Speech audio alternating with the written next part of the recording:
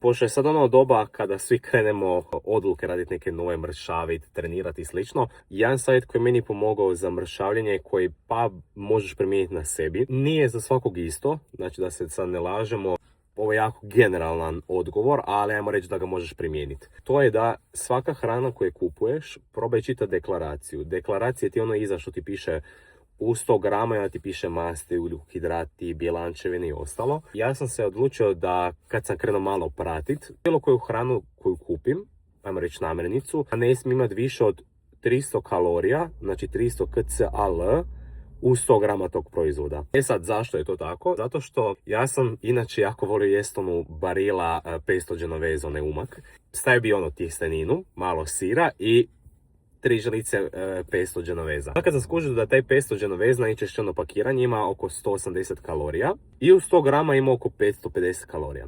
I sad ti malo kad pomnožiš i kad skužiš da ono 3 žlice otprilike su oko 80 grama. Znači ja bih stavio samo umaka 400-500 kalorija. Jako puno. To su najčešće neke greške koje ono svi više manje radimo.